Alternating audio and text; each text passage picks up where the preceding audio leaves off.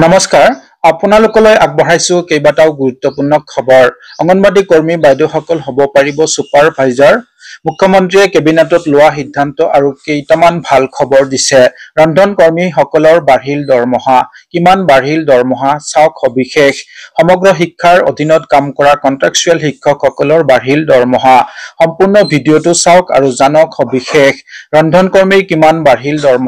দৰমহা নে মাননি সন্তুষ্ট হবনে ৰন্ধন কৰ্মীসকল চাওক মুখ্যমন্ত্ৰী মহোদয়ৰ বিশেষ সংবাদ মেল আৰু জনাওক কমেন্ট সেকশনত মনৰ কথা যদি আপুনি চেনেলটোত প্ৰথম হৈ আছে তেন্তে সাবস্ক্ৰাইব এটা কৰি দিবলৈ পাহৰি নাযাব আমাৰ অংগনবাদী কৰ্মীসকল 10 বছৰত কাম কৰাৰ পিছত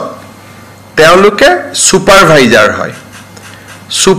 সুপাৰভাইজাৰৰ 25% পদ অংগনবাদী কৰ্মীসকলৰ কাৰণে সংৰক্ষিত আছিল এতিয়া আমি সুপাৰভাইজাৰৰ পদ কৰ্মীসকলৰ বাবে 50% সংৰক্ষণ কৰিম অৰ্থাৎ আইসিডিএছত যিসকল সুপাৰভাইজাৰ থাকে 50% অংগনবাদী কৰ্মীৰ পৰা প্ৰমোশন হ'ব আৰু 50% State level recruitment boardৰ পৰা directly recruitment হ'ব আগতে direct recruitment 75% আছিল অংগনবাদী কৰ্মী বাইদেউসকলৰ পৰা 25% সুপাৰভাইজাৰৰ পদ পূৰণ কৰা হৈছিল এতিয়া আমি বাইদেউসকলৰ সুবিধাৰ কাৰণে 25ৰ জাগাত 50% আসন বা সুপাৰভাইজাৰৰ পদ আমি সংৰক্ষণ কৰিবলৈ সিদ্ধান্ত লৈছো আমাৰ অসমত যিসকল থাৰ্ড জেন্ডাৰ আছে যাক আমি ট্ৰান্সজেন্ডাৰ বুলি কওঁ তেওঁলোকক উচ্চতম ন্যায়ালয়ৰ ৰায় অনুসৰি আজি কেবিনেটে তেওঁলোকক সোশিয়েলি আৰু এডুকেশনালি ব্যাকৱাৰ্ড ক্লাছৰ মৰ্যাদা দিছে কিন্তু আমি তেওঁলোকক আই কাৰ্ড দিম বা আইডেন্টিটি কাৰ্ড দিম যিসকল অসমৰ বাসিন্দা বাহিৰৰ পৰা যিসকল ট্ৰান্সজেন্ডাৰ অসমত বিভিন্ন কামত আহে তেওঁলোকে এই মৰ্যাদা নাপাব এই মৰ্যাদা অসমৰ অৰিজিনেল ইনহেবিটেন্ট সকলৰ কাৰণেহে এই সুবিধা খোলা থাকিব বহু দিনৰ পৰা এছাম অংগনবাদী কৰ্মী মধ্যাহ্ন ভোজনৰ ৰান্ধনিয়ে কাৰোবাৰ যি ধৰণে নহক কিয় পৰোচনাত পৰি কৈ থাকে যে অক্ষয় পাত্ৰ আহিব আমাৰ চাকৰি যাব আমি সকলোকে বাৰে বাৰে কৈ আছিলো যে বিশেষকৈ কিছুমান বাওপন্থী ৰাজনৈতিক আদৰ্শৰ লোক এই ৰান্ধনিসকলৰ মাজত সোমাই যায় আৰু আন্দোলন কৰিবৰ কাৰণে বাইদেউসকলক লৈ আহে মই ডিব্ৰুগড়ৰ এখন মিটিঙত কৈছিলো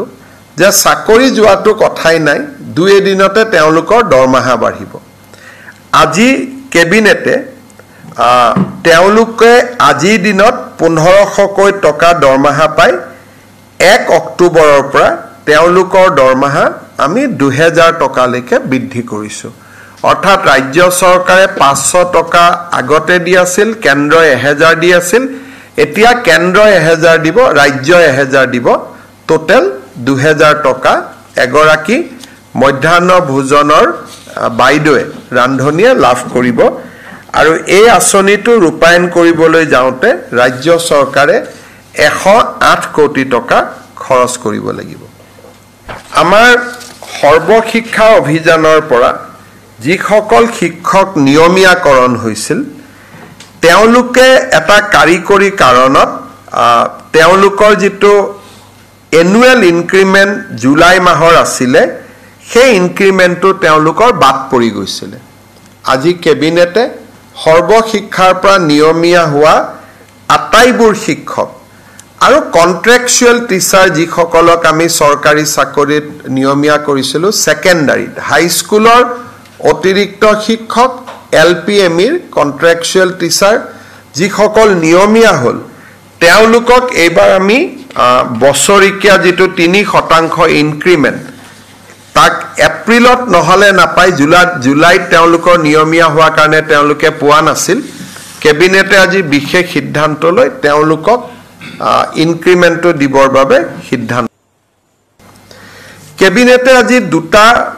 বাজেটত ঘোষণা কৰা আৰু দুটা ডাঙৰ সিদ্ধান্ত বাস্তৱত ৰূপায়িত কৰিছে ৰাষ্ট্ৰীয় স্বাস্থ্য অভিযান আৰু সমগ্ৰ শিক্ষা অভিযান লগতে APDCL APGCL আৰু AEGCL Assam Power Generation Corporation Assam Power Distribution Company Assam Electricity Grid Corporation National Health Mission আৰু সমগ্ৰ শিক্ষা অভিযানত ইয়াতে কাম কৰি থকা সকলো কৰ্মচাৰী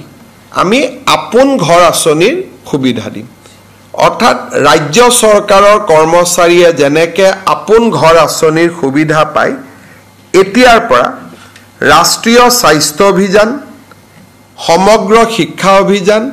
আৰু অসম ৰাজ্যিক বিদ্যুৎ পৰিষদৰ তিনিওটা কোম্পানী এই আপোন ঘৰৰ সুবিধা পাব অৰ্থাৎ নিজৰ ঘৰ নিৰ্মাণৰ বাবে তেওঁলোকে 30 লাখ টকা বেংকৰ পৰা উইদাউট গ্যাৰেন্টি তেওঁলোকে লবলৈ সক্ষম হ'ব ঠিক তেনেধৰণে এই কৰ্মচাৰীসকলক আমি আপোন বাহন আঁচনিৰ সুবিধা দিবৰ বাবে সিদ্ধান্ত লৈছো আপোন ঘৰ আৰু আপোন বাহন ইউজুৱেলি কন্ট্ৰাকচুৱেল এমপ্লয়ি বা কৰ্পোৰেচনৰ এমপ্লয়ি এই সুবিধা পোৱা নাছিল মই ভাবো যে এই সিদ্ধান্তই ৰাষ্ট্ৰীয় স্বাস্থ্য অভিযান সমগ্ৰ শিক্ষা অভিযানত আৰু শক্তি বিভাগৰ সৈতে জড়িত কৰ্পোৰেচন কেটাৰ কৰ্মচাৰীসকলক যথেষ্ট উৎসাহ যোগাব আপোন বাহন আঁচনি য'ত নেকি উইদাউট ইণ্টাৰেষ্ট উইদাউট গ্যাৰেন্টি গাড়ী লোন পায় চৰকাৰে 3% সুদ দিয়ে আপোন ঘৰতো নতুন ঘৰ বনাব ফ্ল্যাট কিনিব 30 লাখ টকাৰ লোন পায় আৰু 1% ইন্টাৰেষ্ট চৰকাৰে দিয়ে কিন্তু ডাঙৰ কথা যে তেওঁলোকে বেলেগ বন্ধক দিব নালাগে দৰমহাৰ টকাখিনিৰ বিপৰীতে তেওঁলোকে লোন পায় ইমান দিনে ৰাজ্য চৰকাৰৰ কৰ্মচাৰীসকলে পাই আছিল এতিয়াৰ পৰা SSA NHM বাকি তিনিটা কৰ্পোৰেচনো পাব নিশ্চিতভাৱে তেওঁলোকৰ এটো এটা তেওঁলোকৰ বাবে যথেষ্ট আশাৰ বাতৰি আজি কেবিনেটে চন্দ্ৰপুৰত এখন নবোদয় বিদ্যালয় স্থাপনৰ বাবে ভাৰত চৰকাৰক 40 বিঘা মাটি আবণ্টন কৰিছে আমাৰ নামঘৰ ধৰ্মীয় অনুষ্ঠান অঙ্গনবাদী কেন্দ্ৰ আদিক বসুন্ধৰা 3ত আমি ভূমি আবণ্টনৰ যি মিছন লৈছিলো সেই মিছনৰ অধীনত আজি আমি 1935টা প্ৰজেক্ট বা প্ৰস্তাৱ আজি কেবিনেটে অনুমোদন জনাইছে আৰু সেই ধৰণে ৰাজ্য চৰকাৰৰ বিভিন্ন ইনফ্ৰাষ্ট্ৰাকচাৰ থকা 518টা অনুষ্ঠানৰ বাবে আজি আমি মাটিৰ বন্দবস্তিৰ প্ৰস্তাৱত অনুমোদন জনাইছো